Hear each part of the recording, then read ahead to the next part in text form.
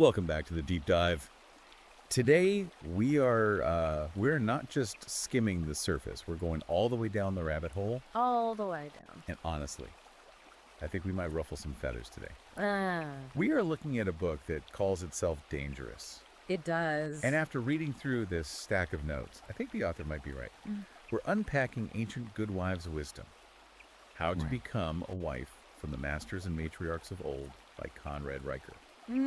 Before we even get started, do me a huge favor. Hit that like button and subscribe. Please do. If you want us to keep bringing you these deep dives into the topics that, actually matter, that support is crucial. It really is. And you use the word dangerous, which is exactly how Riker frames this text in his preface. He's not writing this to be liked. Not at all. He explicitly states that if you're comfortable with the modern narrative, if you think the current state of gender relations is just fine, you should probably put the book down right now. Yeah, he's basically saying this isn't for you. Exactly. This is an ultra-long, incisive look at what he argues is the collapse of civilization.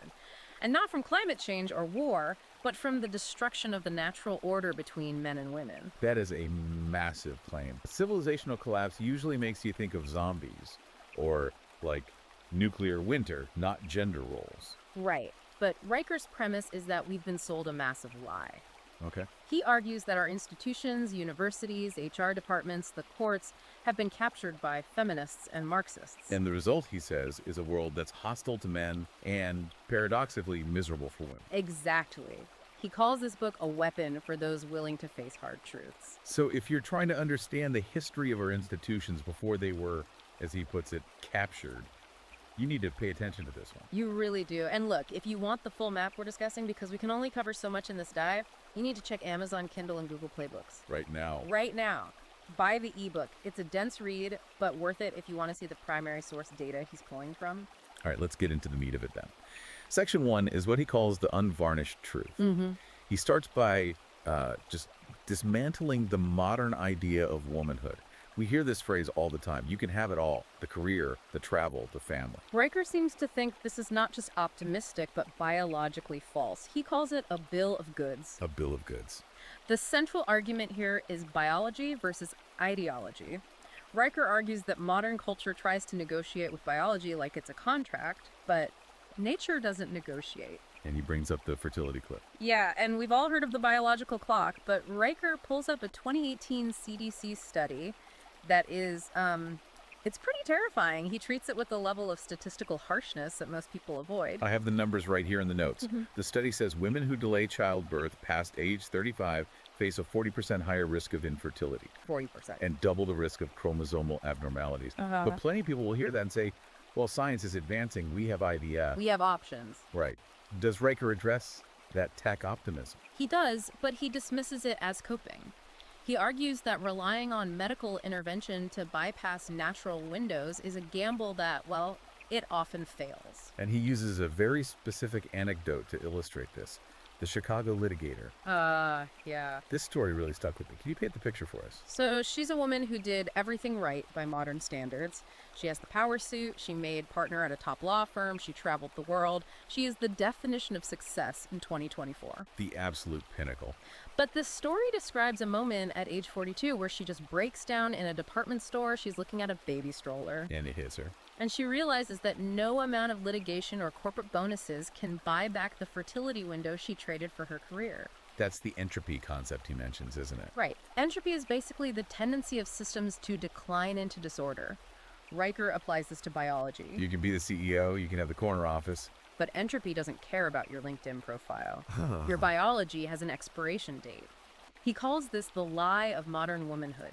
The idea that a career can fill the void that biology creates. And he connects this void directly to social media, which I found fascinating. Oh, yeah. He talks about princess syndrome or main character disease. Yeah. I feel like we see this every time we open TikTok. It's a huge part of his critique. He argues that platforms like TikTok and Instagram have created what he calls a dopamine trap. A dopamine trap. Essentially, women are getting hits of validation from strangers, likes, comments, views that mimic real human connection but have zero depth. It's empty calories for the soul. It's the difference between eating a steak and eating a bag of sugar. Exactly. And he says the Jezebel archetype thrives in this environment.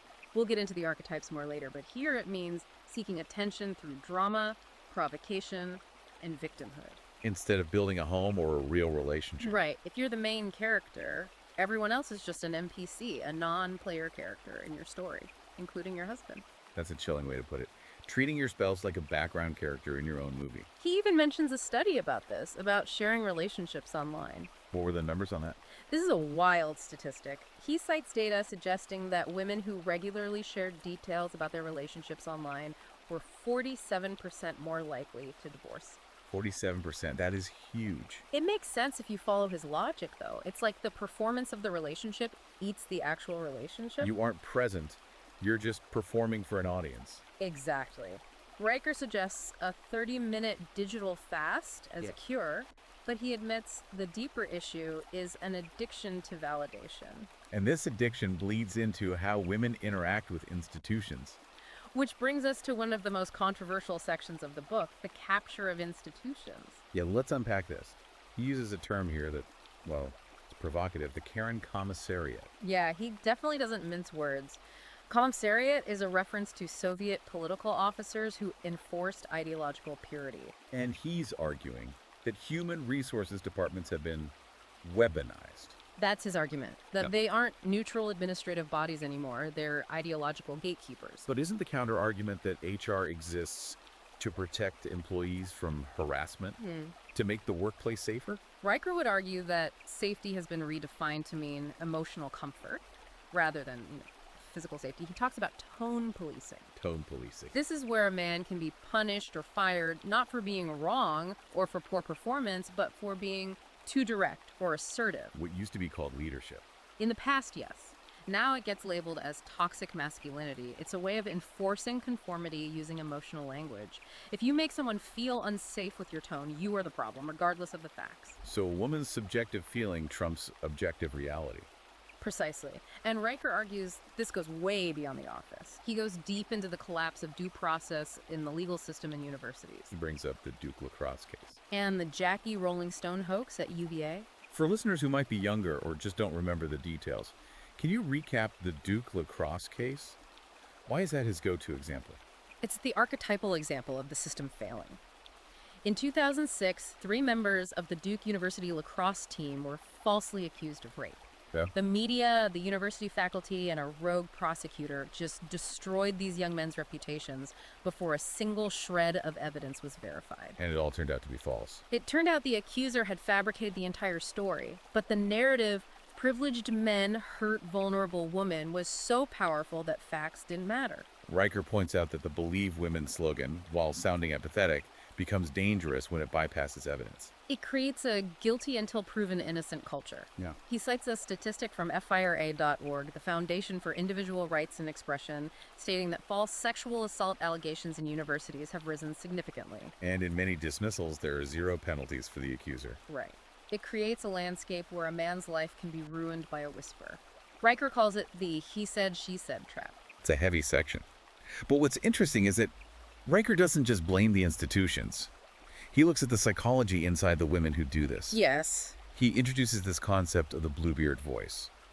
Now, Bluebeard is an old folktale about a guy who kills his wives. Right. But Riker uses it metaphorically. He describes the Bluebeard voice as a specific pathology, an inner animus, or a voice of paranoia inside a woman's head that whispers lies to her. It's a self-destructive mechanism. Exactly. It tells her that her partner is an oppressor, a suspect, or a cheat, even when he isn't. So it's projection. It's extreme projection. There's a story he shares about a woman who was so consumed by this Bluebeard voice, telling her that her husband was having an emotional affair. What does she do? She installed tracking software on his laptop. She monitored his every keystroke. And did she find anything? Nothing. He was just working. But the act of installing the spyware, the breach of trust, that is what destroyed the marriage. The paranoia created the very breakdown she was afraid of. Wow. That's a perfect segue into section 3, the shadow. Mm-hmm. Riker argues these aren't just random psychological glitches, they are archetypes. He identifies 3 destructive ones: Kali, Lilith, and Jezebel. We need to define these clearly because he uses them as shorthand throughout the rest of the book. Okay, let's break them down. First, Kali. Kali is the destroyer. In Hindu mythology, she's a goddess of time and death. But Riker uses the term to describe a woman who weaponizes chaotic emotion to burn everything down. She thrives on conflict. Okay, so Kali is the scorched earth policy. What about Lilith? Lilith is the rebel. In folklore, she was Adam's first wife who refused to submit. He links this to the girl boss trap. Right, the woman who refuses to integrate into a family structure or respect male leadership. She gains independence, but the cost is isolation. And finally, Jezebel. Jezebel is the manipulator. She uses seduction, lies, and social maneuvering to control men. She's the one who performs the damsel in distress act to get what she wants, or uses sex as a weapon. Riker argues these aren't just ancient myths, they are active psychological patterns. Yes, and he connects this to how women interact with each other. He talks about the witch and the hive mind. This part was honestly chilling, the idea of gossip as social grooming. It's a critique of female intersexual competition.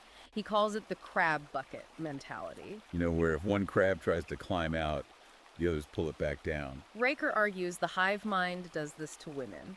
If a woman decides to step out of the modern narrative, say, she decides to be a traditional wife, she quits her job, she decides to serve her husband. The hive mind attacks her. Immediately, she's letting the side down, she's a trad wife, or internalizing misogyny. He draws a parallel to the Salem witch trials here, doesn't he? He does. He argues Salem wasn't just about superstition, it was mass hysteria driven by young women accusing others to gain power and attention.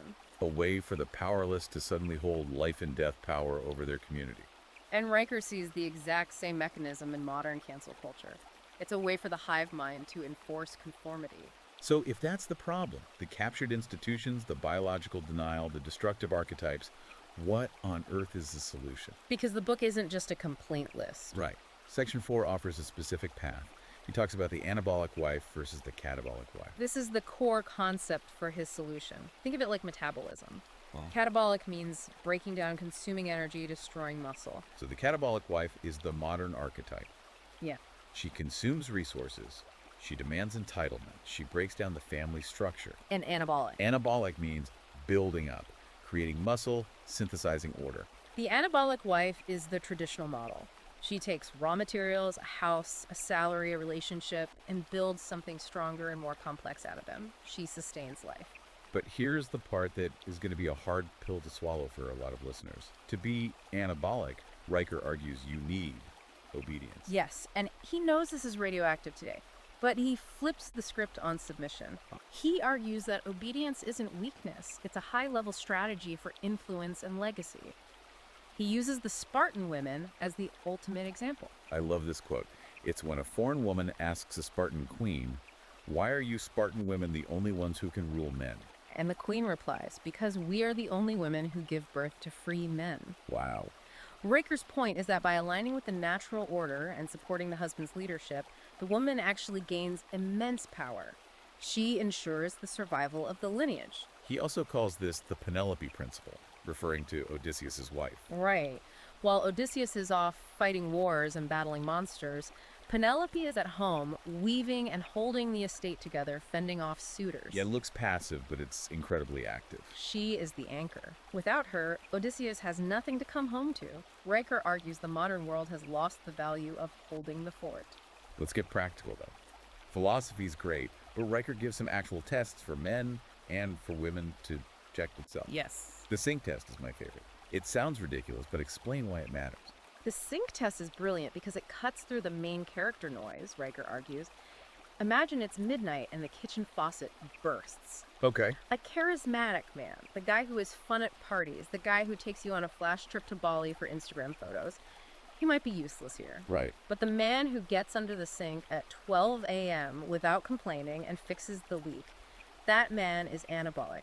He builds and maintains. So stop looking for the spark and look for the plumber. Essentially, yes. Look for competence and duty. He also has the 3-job rule. What's that? If a man has held 3 steady jobs by age 30, he is statistically less likely to divorce. It shows he can handle boredom, authority, and routine. That's what a marriage is mostly made of. And for the women, he has the mirror test. This is the self-audit. Riker argues that many women unconsciously channel their mother's toxic scripts. The nagging, the disrespect, the bluebeard paranoia. So the mirror test is? It's literally looking in the mirror during a conflict and asking, is this me? Or is this the programming I inherited? You have to break the generational curse. And if you do break that curse, if you become anabolic, where does it lead? What is the end game? Section 5 is about the matriarch. The matriarch is the destination. Riker says the goal isn't to stay a maiden forever, which is what modern culture obsesses over with anti-aging and clubbing at 40. The goal is to move from maiden to mother to matriarch. And the matriarch isn't just an old woman. She has a function. She is the immune system of the family. He cites studies showing that grandmothers are actually better at detecting lies than parents are. They have this accumulated wisdom that guards the family against ideology and chaos. They can see the threats coming before anyone else. He contrasts this with the child-free movement. He specifically references the Sampo generation in South Korea. Yeah, Sampo refers to giving up 3 things: courtship, marriage, and childbirth. South Korea has the lowest birth rate in the world. And Riker views this as Civilizational suicide. Yeah. He's very clear. True power isn't in a corporate title or a bank account. It's in raising a lineage that survives you. it's a stark choice. If you don't have children, if you don't pass down values, your civilization literally ends with you. The matriarch is the one who ensures the tribe continues. Exactly. Riker is saying the world is burning metaphorically and culturally because we abandon discipline, duty, and natural law. Ancient good wives' wisdom is a map back to stability. But he warns it's a narrow path. Very narrow. It demands that you reject the easy dopamine of modern culture, the likes, the victimhood, the boss babe narrative, and choose the harder work of building a fortress for your family. It's about choosing to be anabolic in a catabolic world. Before we sign off, I want you to think about that sync test in your own life. It's a metaphor for everything we've discussed. Are you chasing the fireworks of a chaotic relationship, the drama that feels like passion? Or are you looking for the person who will get up at midnight to fix the leak? Are you building a fortress or just watching the sparks fly? That's the question that determines the future. If you want to go deeper into Conrad Riker's work, and there's so much more in the text that we could cover, you need to follow him. Where can they do that? Go to @ConradRikers at Substack for more of these insights. And seriously, if you want the full text, check Amazon Kindle and Google Play Books right now to purchase Ancient Good Wives' Wisdom. It's a weapon of a book. Definitely. Thanks for diving deep with us.